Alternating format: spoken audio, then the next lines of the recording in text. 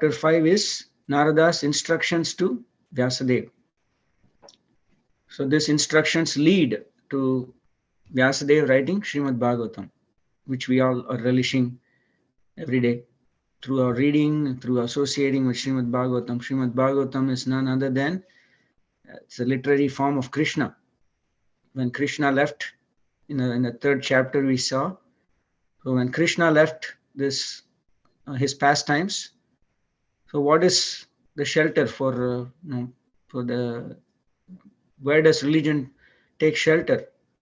So the shelter is in Srimad Bhagavatam. That was the answer given by Sutta Goswami for the questions of the sages of Naimisharanya.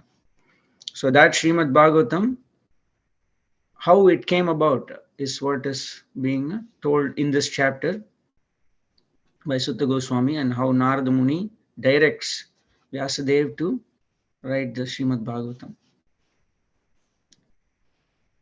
So the verse 1.5.2, Narada Uvacha Parasharya Mahabhaga Bhavataha Kachid Atmana Paritushyati Sharira Atma Manasa Evava.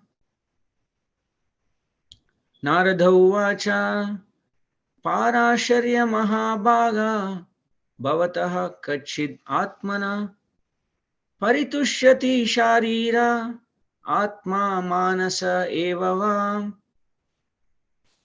Any of the devotees would like to chant the verse?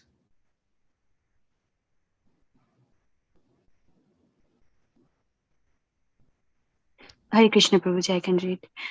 Narada Uvacha Parasarya Mahabhaga Bhavata Kachidatmana Paritusyati Sharira Atma Manasa Evava.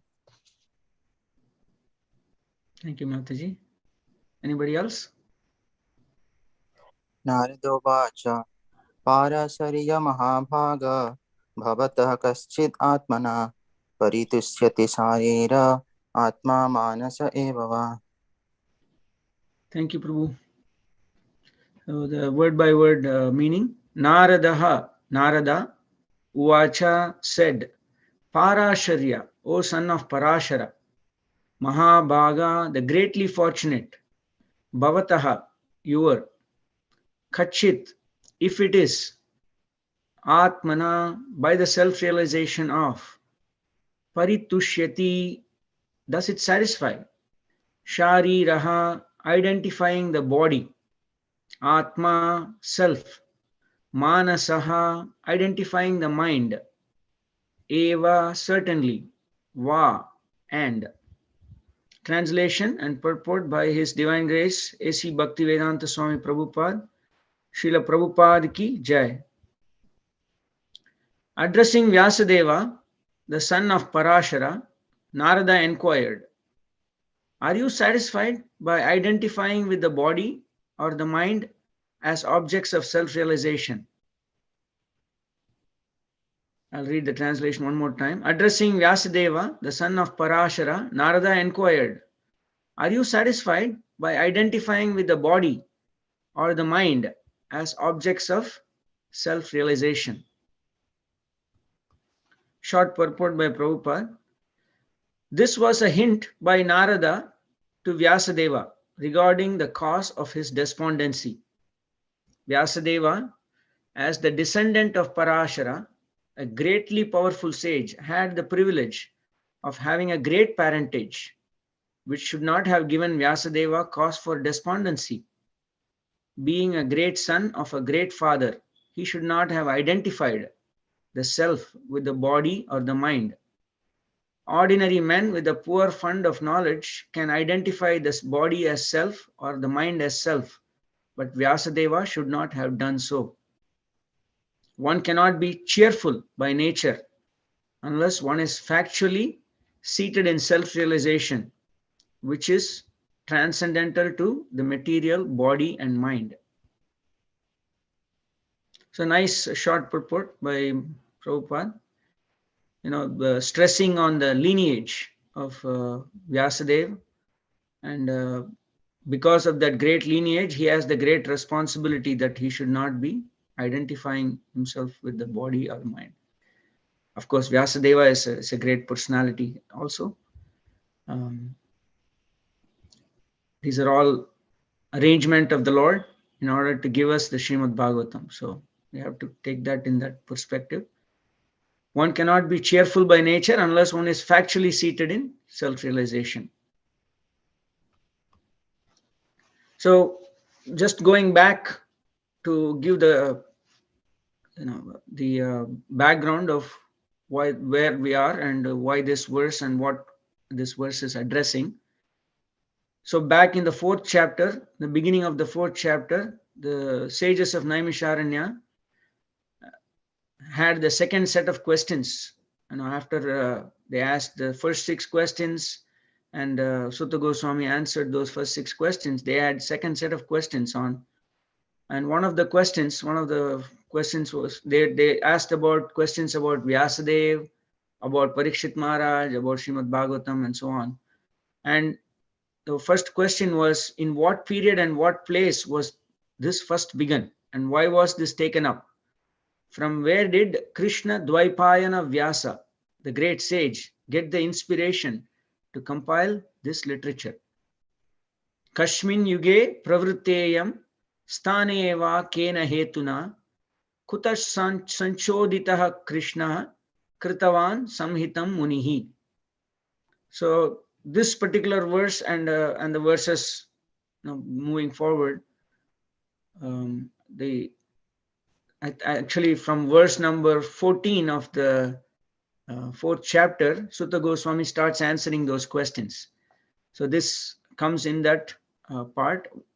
So the 1.5.2, I think I can say 1.5.1 to 1.5.10 or 11 is the set of verses which are trying to show the inspiration of Vyasadeva to compile this literature. Narada is inspiring him to compile this literature. So this is one of the verses in that sequence. So Sutta Goswami around verse 14 of chapter 4 starts answering the questions of the sages. He first addresses Vyasadeva's birth. We will touch upon Vyasadeva's birth in the subsequent one of the subsequent slides. And Vyasadeva is a Shaktavesha avatar of the Lord. He is the literary incarnation. He has been given the literary potency. So with that literary potency and his elevated state, he can foresee the future, and he's seeing the Kali Yuga, how the people are going to be faithless, miserable, and they don't have those lot of qualities of goodness that the prior ages had. So he decided to take the Vedas and split it into 4 for the Kali Yuga living entities, so that different personalities can easily, different kinds of people can easily assimilate the knowledge of the Vedas. And we know that Vedas are primarily, the 80% or more of the Vedas is primarily the ritualistic part. And by performing those rituals, one would purify their the fruitive tendencies and fruitive activities of the people of Kali Yuga. So that was the intent of Vyasadeva in splitting the Vedas, and then he established acharyas for each of those Vedas and established a lineage, and that's being followed even today. Some people are from this Veda and that Veda. So that's how it was established. He was a person who could see the future. But after doing all that, after providing that Vedas and after providing Puranas and also the Mahabharata for even people who are not so intelligent, Mahabharata is written in a story form, but takes a lot of the information from Vedas, and he's giving that. Even then, after that, he's still feeling despondent or dissatisfied at heart. And so he sits down and reflects on what is causing the dissatisfaction. In verse 31 of chapter 4, Vyasadeva is already trying, he's pointing to what may be the potential cause of, his despondency. He says, this may be because I did not specifically point out the devotional service of the Lord, which is dear both to perfect beings and to the infallible Lord.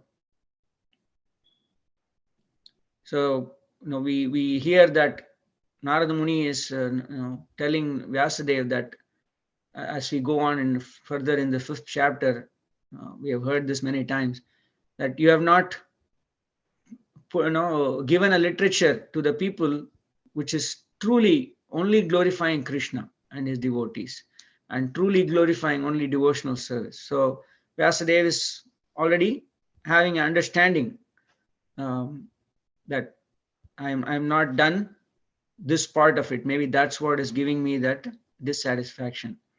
In the purport, Prabhupada says, unless one is fixed in the normal condition of service, neither the Lord nor the living entity can become fully satisfied. I remember Bhima Prabhu, when he was doing this verse, he was elaborating on this normal condition of service.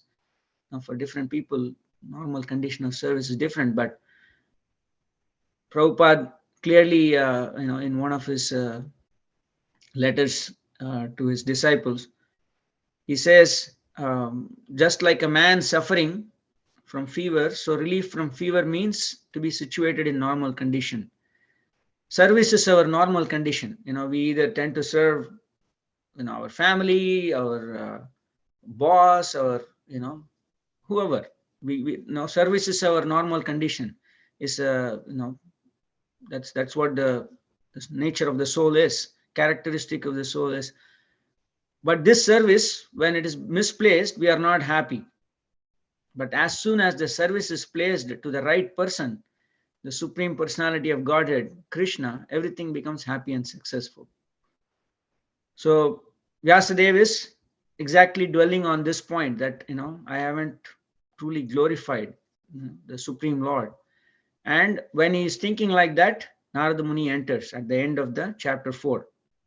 And then Narada Muni is given a nice seat, and Vyasadeva is seeking advice from him, and Narada starts talking in the beginning of chapter 5. In the purport of the last verse of chapter 4, Prabhupada says, although Vyasadeva was an empowered divinity, he still felt dissatisfaction because in none of his works were the transcendental activities of the Lord properly explained. The inspiration, he is already a incarnation of the Lord. He is Satyavesha avatar. He's been given the potency. So the Lord is inspiring him from within. The inspiration was infused by Sri Krishna directly in the heart of Vyasadeva, and thus he felt the vacuum as explained above. It is definitely expressed herewith that without the transcendental loving service of the Lord, everything is void.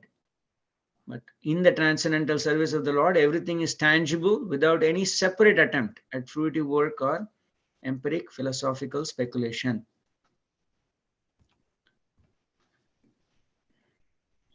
So, just to touch upon Sage Narada, now we were hearing a lot of beautiful things this week when Deepika Mataji was reading Srimad Bhagavatam on the 6th canto, where Narada Muni is advising the sons of Daksha, Haryaswas and Savalaswas, and directing them towards the path of self-realization. So Narada is a great personality. He is the first student of Brahma. Narada is a first student of Brahma. Brahma received the knowledge from the Lord, and then Brahma became the one who is spreading the knowledge, and he gave it first to Narada. In our disciplic succession, when we say Brahma Madhva Gaudiya Sampradaya, Narada is the second Acharya in the line of disciplic succession. So Narada has a very important personality in our line of disciplic succession. And then from Narada instructs Vyasadeva, Vyasadeva instructs Madhva, Charya, and so on. The lineage continues. I wanted to point out this particular purport, which the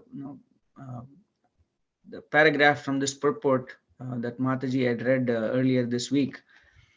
One can spiritually advance if one actually follows the instructions of Narada Muni.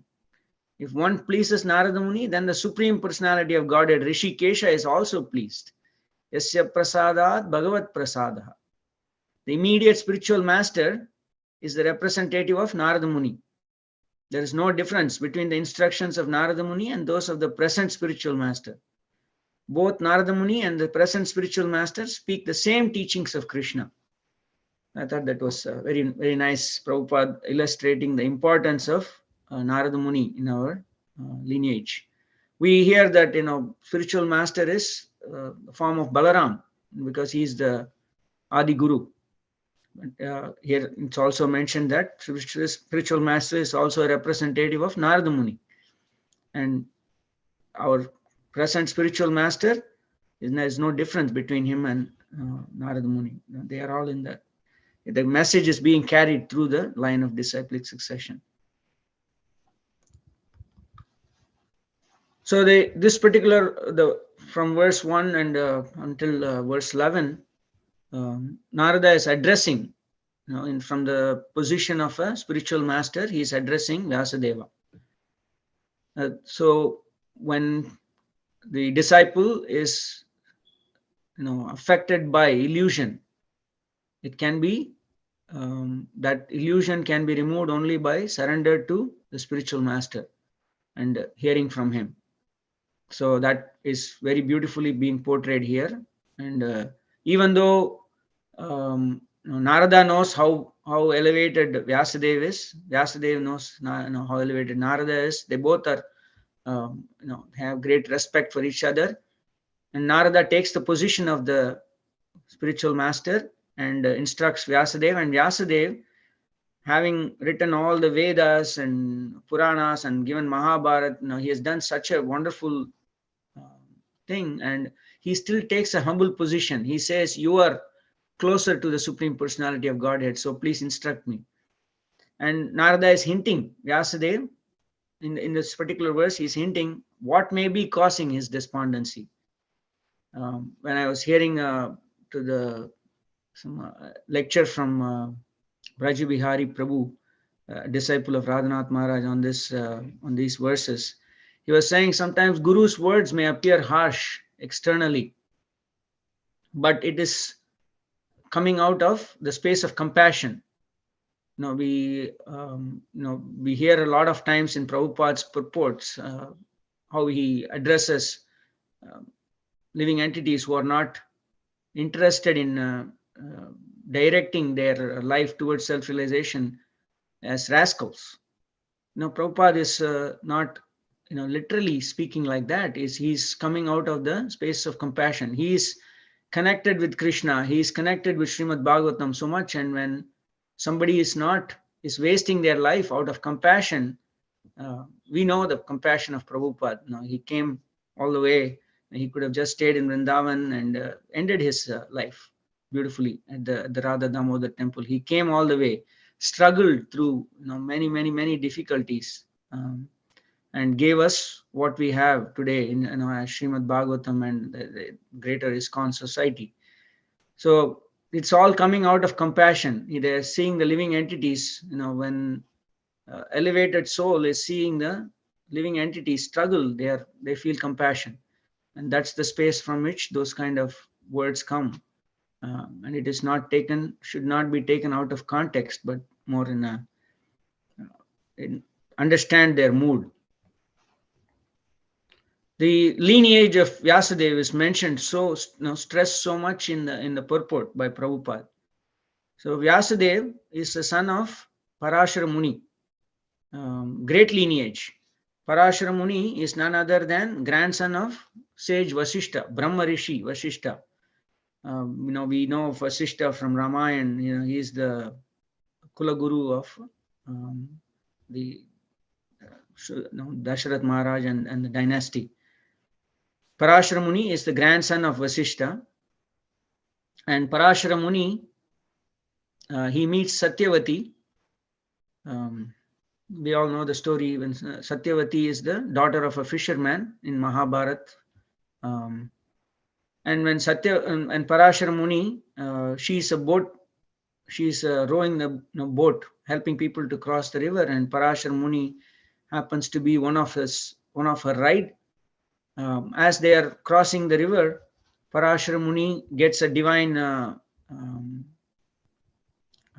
message, and he asks Satyavati that I would like to have a child from you. But he gives her the boon that she will not lose her virginity by having a child with him. Of course, it is not like the normal, this is all divine arrangement. So it should not be thought of like a normal, process of child giving. And so he requests Satyavati, and Satyavati agrees, and he and from his mind, he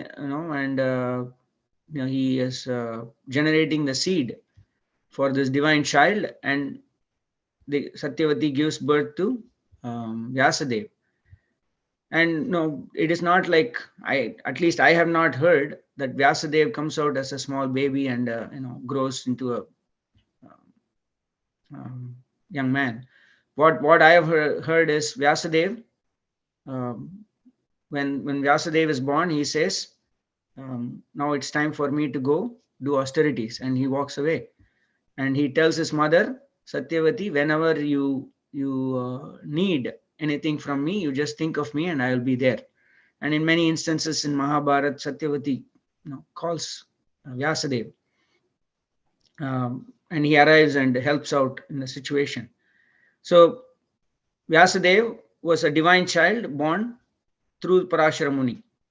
And from the third canto, third chapter, we know that when we were reading about the incarnations of the Lord, Vyasadeva comes under the 17th incarnation and is considered the literary incarnation. He is a Sakyavesha avatar. Vyasadeva is a Trikalagnya. He can see the past, present, and future. He could see what the Kali Yuga persons needed and provided that in the form of Vedas and Puranas and Mahabharata. So as I mentioned in the previous slide, when asked by Narada, why is this, what is causing this point? You have done such great work. Why are you so disturbed in your heart? Now he takes a humble position and says, I seek guidance from you. So Vyasadeva is in that kind of a lineage. What is the cause of despondency? Prabhupada says, identification of self with body or mind is the primary cause of despondency. For a living entity in this conditioned, in this material world, conditioned soul, we can clearly understand. I cannot imagine not identifying with the body. Every instance of my life, I can say I'm identifying with my body. I was suffering from a neck pain last week, and just got better. But the last week or 10 days, it's been always constantly identifying with my body whenever I'm feeling the pain. So identification with self or body, identification of the self with body is a very natural thing for a conditioned living entity. But for Vyasadeva, who is so elevated, who is none other than incarnation of the Lord, he has given so much, in terms of looking forward to the people of Kali Yuga. But Vyasadeva, the problem with Vyasadeva was not, he was not identifying with the body or mind himself, but he gave the people of Kali Yuga Vedas, which majority of the Vedas deal with Karma Kanda rituals, which is basically, people are engaged in fruitive activities, but slowly purifying them with those ritualistic activities and bringing them to the state of bhakti. But it's a slow process. But the majority of the Vedas stresses that part of it. So Narada Muni is saying that you have given scripture that is going to make them identify more with the body and mind, rather than the path of devotional service. Now, you haven't glorified, you haven't given some scripture which truly glorifies only Krishna, repeatedly glorifies him, and the process of devotional service. So although Vedas and Mahabharata contain some reference to Krishna, it is not exclusively glorifying the Lord or devotional service. So that is the cause of despondency in this case. So I was listening to the Raj Bihari Prabhu, as I mentioned, about these verses, and he was talking about a couple of examples. I thought it was nice to understand it that way. For me, at least, it stuck to me. The Son Papdi example he gave. He said the Vedas are like a big box, of a sweet box with one small Son Papdi sweet in it. Whereas Srimad Bhagavatam is a box of Son Papdi filled with Son Papdi, and the box itself is made of Son Papdi. There is no, even the cover is edible. That's how much the rasa is there. That's how much more sweeter and nectarian it is. And he was also saying, like, you advertise, a feast, and you have, you say this is going to have paneer sabji and this kind of biryani and all that. And then when the people are sitting to eat, all you serve is a lot of pickle and very little bit of paneer sabji and the biryani. And so what was supposed to be the main course it's not there. So it is not relishable as much. So the more of Krishna factor has to be there. So that's what was lacking, and that's what was the cause of despondency for Vyasadeva.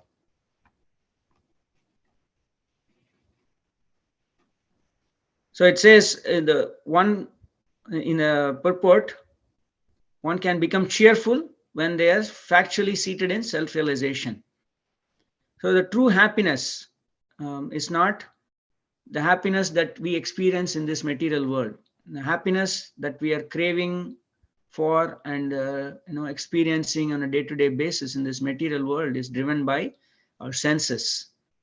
When it is driven by that, it is temporary, and it is dependent on the externals. You don't have control over all the externals all the time, and naturally we are living in this duality situation where you have happiness and then you'll follow it with the misery. The kind of happiness through the senses, it always follows with the misery. You can never, Lord Vamanadev's quote from the reading we did during the appearance of Vamanadev, I was remembering when Bali Maharaj asked Vamanadev to take whatever he wants, Vamanadev asked for 3 paces of land. And Vamanadev is a dwarf Brahmana, is in the form of a dwarf Brahmana, and his footsteps are fairly small. So Bali Maharaj says, you are very unintelligent. I'm trying to give you anything you want. You can take island from me. You can take much more than what you're asking. Why are you just restricting yourself to 3 paces of land? And Vamanadev's response is, he thanks Bali Maharaj for his generosity, and then he says that it doesn't matter if one's senses are uncontrolled. It doesn't matter even if you give the 3 words. That person will not be satisfied. So like that, the happiness derived from uncontrolled senses is not going to give any satisfaction. That is not the true happiness. True happiness is not dependent on the external, but by going inwards. You're factually seated in self-realization. The Bhagavad Gita verse 2.70, it's a beautiful verse that talks about how one who is inwardly oriented, one who is satisfied with the self, is not disturbed by anything externals. Apuryamanam achala pratishtam samudram apa pravishanti yadvat tadvat kamayam pravishanti sarve sashantim apnoti na kamakami. Translation: as the waters of the different rivers enters the great ocean, which though full on all sides remain undisturbed, remains undisturbed. Likewise, a person who is not disturbed by the incessant flow of desires can alone achieve peace, and not the man who runs after these desires and strives to satisfy such desires. I mean, we have plenty of verses in Bhagavad Gita indicating how one should not be driven by the senses. If you are driven by the senses and modes of nature, then you're never going to get happiness. One has to detach himself from that. So when the flow of desires, everybody has this constant flow of desires. So one person who is not disturbed by those flow of desires, and he is focused on what needs to be done, he can only alone achieve peace and happiness. I'm only listing a sample. I mean, there are so many verses that that can be cited for these things. Whatever small things I came across, I'm listing. That's all. In the 18th chapter of Bhagavad Gita, Krishna tells Arjuna that there are three kinds of happiness: happiness in the mode of goodness, happiness in the mode of passion, and happiness in the mode of ignorance. So the happiness in the mode of goodness is described in verse 37 of 18th chapter. Yat tad agre vishamiva pariname amrutopamam tat sukam satvikam proktam atma buddhi prasadajam. That which in the beginning may be just like poison, but at the end is just like nectar, and which awakens one to self-realization, is said to be happiness in the mode of goodness. So in the pursuit of self-realization, Prabhupada says, one has to follow many rules and regulations to control the mind and the senses and to concentrate the mind on the self. All these procedures are very difficult, bitter like poison. But if one is successful in following the regulations and comes to the transcendental position, he begins to drink real nectar and he enjoys life. So that's what Prabhupada is trying to address mentioned in the purport. One cannot feel cheerful unless he is factually seated in self-realization. And want to get there, one has to follow the rules and regulations and control the mind, not act on desires that come in, and follow the difficult path, which is initially difficult, but once you achieve the stage of bhakti in a pure form, then you start experiencing that true happiness. Of course, from the conditioned soul's perspective, what Narada is saying is eternally applicable, right? I mean, question of Narada can be used in the material world at any situation where people are experiencing anxiety, distress, despondency. He says, are you satisfied by identifying with the body or the mind as objects of self-realization? Conditioned soul, in this material world, we have a wrong conception of life. For we identify with the gross and subtle material bodies, which we are not. We are spiritual souls. But because we associate with the gross material body or subtle material body, then we are experiencing all these ups and downs and different distresses. Lord Sri Krishna, in the majority of second chapter, he is providing this knowledge. That's the first thing that comes in Bhagavad Gita. We are not this body. We are not this body. We are not this body. We are the soul. Now, it's eternal. It cannot it has the same nature. It is a spark of Krishna, right? It has a spark. It's a spark of Krishna, part and parcel of Krishna. So it has the same nature as Krishna. Satchit Ananda, blissful. But we are experiencing all these miseries because we identify with the body. So irrespective of one's position in society, Prabhupada says, unless one inquires about his own self beyond the body and the mind, all his activities in human life are total failures. So this question is very relevant whenever we are experiencing pain or sorrow or distress. This question we need to ask ourselves: are we identifying with the body? At least for myself, I know, as I mentioned, constantly I'm identifying with my body. So long way to go. But that is the path. When we follow the path, it takes us to the destination. We have faith and we patiently follow the path. Now, practically, what can help us detach ourselves from this body and the bodily designations? Rupa Goswami in Bhakti Rasamrita Sindhu gives this beautiful verse.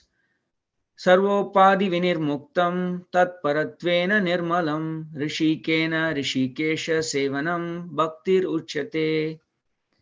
Translation: Bhakti or devotional service means engaging all our senses in the service of the Lord, the Supreme Personality of Godhead, the master of all the senses. When the spirit soul renders service unto the Supreme, there are two side effects. One is freed from all material designations, and one's senses are purified simply by being employed in the service of the Lord. So Rishikesha is the master of the senses. So using our senses, when we serve the Lord, our senses are purified. And we slowly detach ourselves from the identification with the body. And that is the bhakti, or this devotional service process, is the natural solution for not identifying with the body. It's a slow process for conditioned souls. So they have to go through that process in order to achieve the final goal. The solution for despondency, as we go through this 5th chapter, we will hear what is the solution for Vyasadev's despondency. But for us, application, all knowledge disseminated in this material world, Prabhupada says, is either with the body or with the mind, is related either with the body or the mind. And that is the root cause of all despondencies. And how do we solve it? We approach a personality like Narada, a spiritual master, to solve the root cause of all these despondencies. And Prabhupada says why Narada should be approached. In the verse 6, there's a person who is 100% engaged in the service of the Lord. He is the emblem of all knowledge. So one should approach such a devotee in order to seek instructions. And we always read about the qualifications of spiritual master, and he's the one who is following the disciplic succession faithfully, and his messages are resonating with the messages of the scriptures, and his life is an example, not just instructions. His life, he's living the instructions also. And such a person, when we approach, can give us the solution. And we all know that the true purpose of the Vedas, Bhagavad Gita, Krishna says in chapter 15, the goal of the Vedas is, by all the Vedas I am to be known. Sarvasya chaham hridi sannivishto matta smritir jnanam apohanam cha vedaischa sarvair aham eva vedyaha. By all the Vedas I am to be known. So even if we are following Vedas, the goal of the Vedas should not be forgotten. The goal of the Vedas is to know Krishna. He is the compiler of the Vedas. Now he, in the form of Vyasadeva, compiled the Vedas.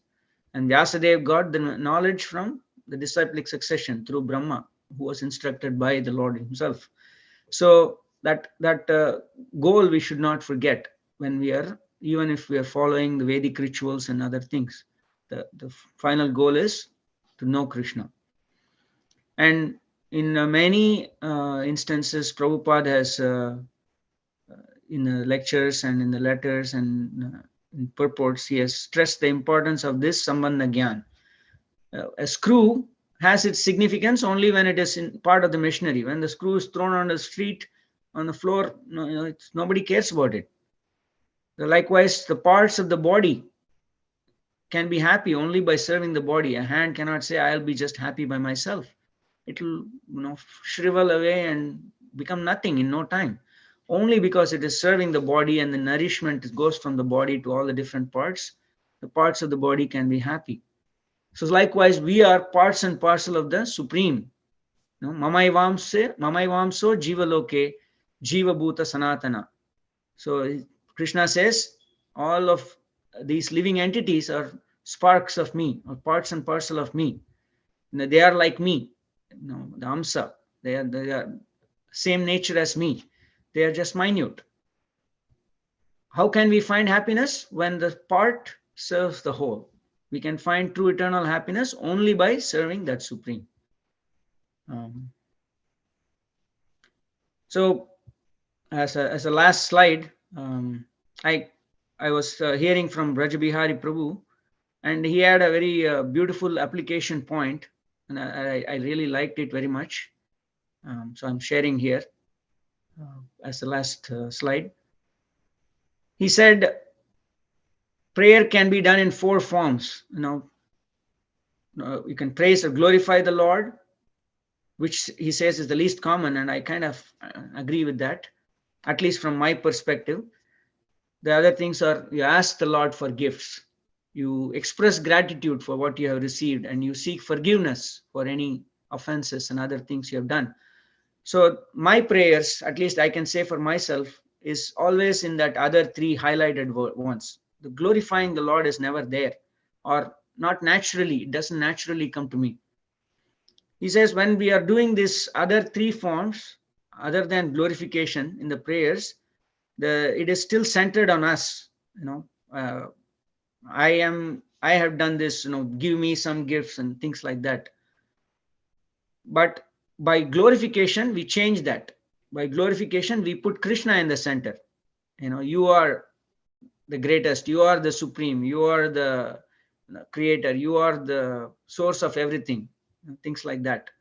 And that's how, many of our, in the as we read Srimad Bhagavatam, Queen Kunti's prayers, recently we read Daksha's prayer, they're all praising the Lord in that glorification, mood of glorification. So I think for me, at least, I took that as a practical application point. And Prabhu was saying that when you put Krishna in the center, Krishna becomes happy. And Krishna becomes happy, he is the super soul, and you will feel that happiness. And he said that people might feel like that it's not natural for me to glorify, it is not coming naturally. But he was saying a practical application and extension of that is, we always talk about Krishna's pastimes. Say example like a Brahma Vimohan Leela, where Krishna bewilders Brahma, who is the creator, he is the father of this creation, and he bewilders just like that Brahma. So when we pray, when we are saying the pastime, we are very easily narrating the pastime. Krishna bewilders Brahma. He says, take that same thing and you say, you Krishna, you bewilder Brahma, you are the greatest. A small example he was giving, and I liked it. That is how I can at least push myself to glorify Krishna during my prayers. And I think that's one of the things I at least gained going through this preparation, and hopefully I'll apply and keep Krishna in the center even in my prayers. Krishna will already take care of me. I don't have to ask for this and ask for that, and Krishna takes care of everyone. It's just we have to keep Krishna in the center. I think that's the last slide I had. I just want to end with one other thing I heard, new thing I heard about Prabhupada, and how he values Srimad Bhagavatam. And we know how he valued Srimad Bhagavatam. That's why he has given it to us, taking so many, sacrificing so many hours of his sleep. He has given us the Srimad Bhagavatam. Without his translation, it is not accessible to us at all. So this instance was said when he was on board Jaladuta coming to United States. One of the passengers, co-passengers, asked Prabhupada, "So Swamiji, you are going to United States?" So Prabhupada said, "This, I am not going to United States. This Srimad Bhagavatam is going to United States. But the Srimad Bhagavatam is in a book form. So I am a servant carrying this book, Srimad Bhagavatam, to United States." So that's the mood of Prabhupada, how Srimad Bhagavatam is glorified. We all know Srimad Bhagavatam is the light in this age of Kali, in this age of darkness. And I heard that story for the first time. I've never heard that before, so I thought I'll share that also. I think I'll stop here. We have 5 minutes at least left. We can have some discussion. If I had said anything wrong, it is my fault only, my misunderstanding of hearing from different disciples of in the line of Prabhupada, or misunderstanding the words of Prabhupada. So please forgive me if I had said anything wrong, and please share your thoughts and any other glories you have about Srimad Bhagavatam. Thank you. Hare Krishna. Thank you for patiently listening to me.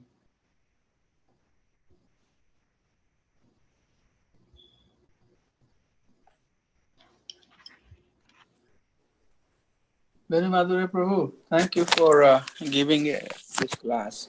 I really appreciate two things when you talk. Number one, your thoughtfulness, and second thing is precision. So these are the two qualities I observe whenever you give a class. You are very, very thoughtful with your point that you are trying to make, and then precision in terms of saying the things, and also very much aligning with the Brahmada, Gauriya teaching, very much. Like you don't deviate, don't bring things from here and there. Rather try to stick with the fundamental teaching that our acharyas have given. So these two things I have consistently seen in your presentation, which is very, very inspiring to me, Prabhu. Thank you for doing this session this morning. Hare Krishna. Thank you, Prabhu, for the opportunity and for your kind words. Hare Krishna. Hare Krishna, Prabhuji. Thank you, first of all, Prabhuji, because now things like whenever you take the class, it's easy for me to remember something. Like today, we did about the second verse, but as you related to the reading that we are doing in the evening, that now I read that verse, I'll remember the key points that my takeaway points today from the class, because it was so nicely related, and you made a connection. So it now it looks like more easier and understandable and everything. Thank you so much, Prabhuji. Thank you, Mataji. Thank you. It was a nice coincidence that you were reading a similar section in the Bhagavatam, and Krishna gave the memory. Oh, I heard that somewhere. Yes, Prabhuji. Thank you.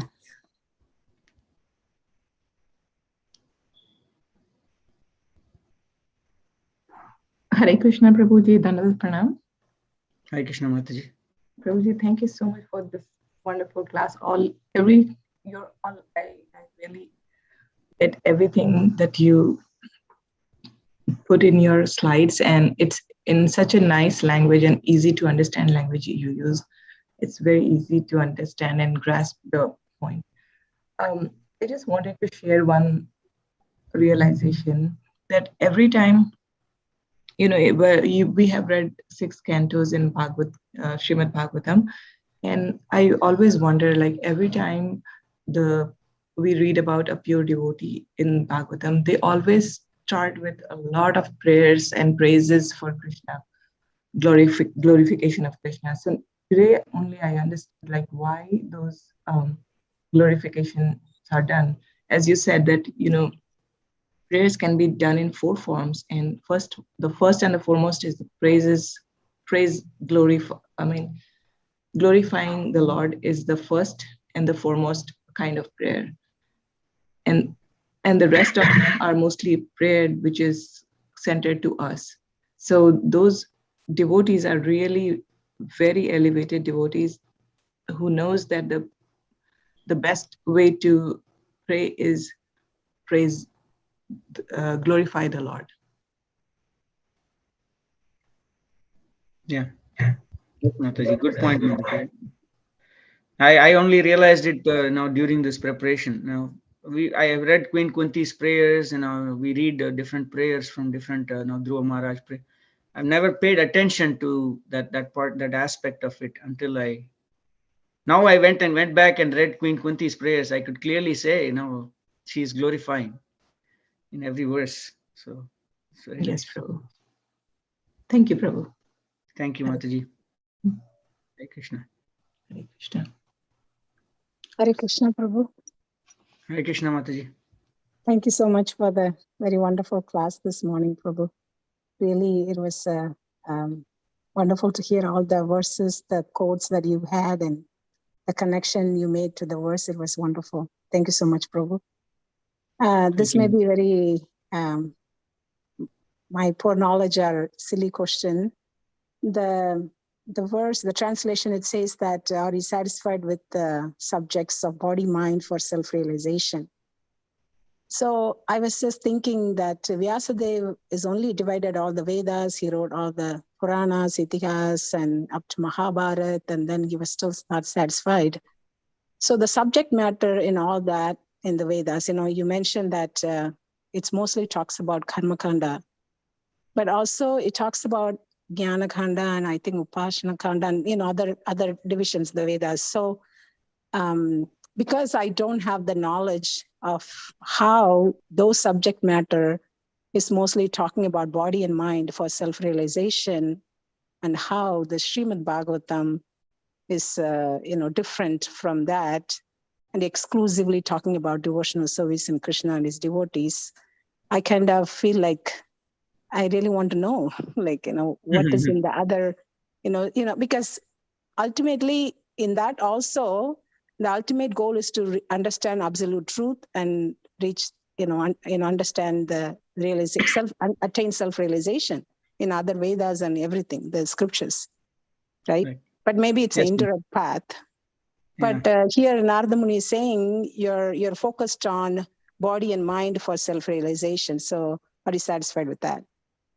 Yeah. So because I don't have knowledge of other scriptures, it's hard for me to, what is that? And I know it's very vast. That's what Prabhupada mercifully has given us Srimad Bhagavatam. We don't have to go to that one. We can just read Srimad Bhagavatam and be satisfied with that. Yeah. And we can attain the goal of life. But I was this, you can just share your thoughts on that, Prabhu, how you understand that. As I was preparing, Mataji, I had the same question. Vedas are given as an indirect path, like you said, and it's a longer path also probably. But I don't have any knowledge of that aspect of the Vedas and how they also take you to self-realization, all the details of that.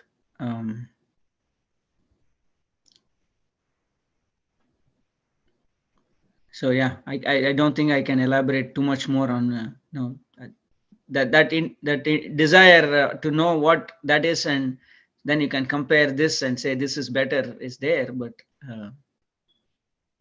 I don't think I will ever get to that. But so I don't think we have to, Prabhu. We have the We have Prabhupada, we have disciplic succession. We just have to get a hold of, their instruction, read the, scriptures that Prabhupada has given. I think that's sufficient. But when you were discussing this verse, as my mind was going like that, I don't have any of the knowledge about any scriptures or anything other than what we are reading right now. So, thank you, Prabhu, for that very nice class. Thank you. Hare Krishna. Thank you, Mataji. Hare Krishna. Okay. So, is it possible that I can share some of my understanding on this subject? Yes, Prabhu, please. So, in Bhagavad Gita, there is a verse in 2nd chapter, 245. The verse says that Traya Gunya Visaya Veda Nistaraya Gunya Bhava Arjuna, which means the Visaya of the Veda is three guna. And when we are talking about three guna, it's ignorance, passion, and goodness. In Uddhava Gita, in 11th canto, Krishna is again saying to Buddha that depending on the mood one is, they are engaged in that type of activity. So if one is highly in the mode of ignorance, then they are engaged in very much karma-khandic activity. But if they are in the mode of passion, then they are a little higher, but they are still doing the prayasas, karma prayasa. And then in the mode of goodness, one is engaged in Gyan prayasa. So Veda does give the understanding of the guna. And guna means whatever consciousness one is in, they can elevate and come to the mode of goodness. And that's the purpose of Veda. So Veda does talk about some part of the Jnana Yoga, that's for sure. Some part of Karma Yoga, no doubt about it. But again, it also talks about little bit, not too much, little bit of the Bhakti Yoga too. So Veda does talk some part of the Bhakti Yoga.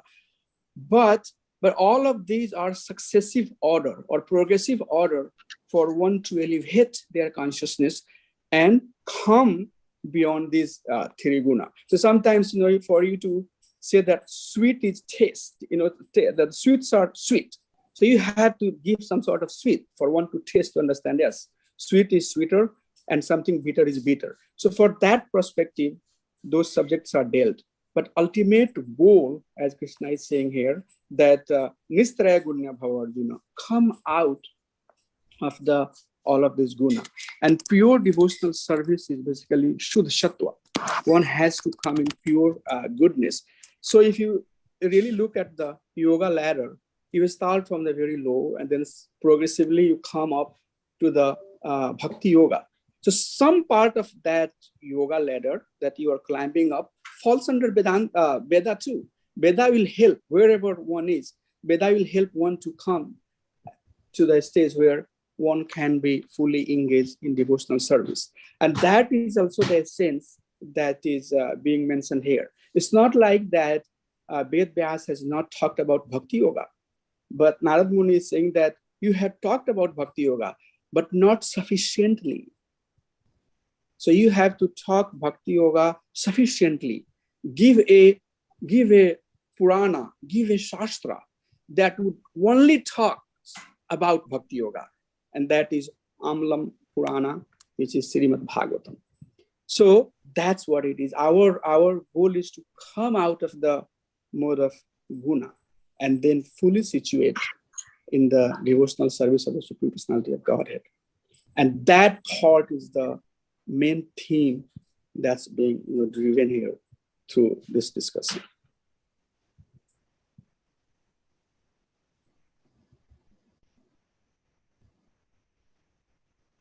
Thank you, Prabhu, for a very nice, simple answer for that question. Nice.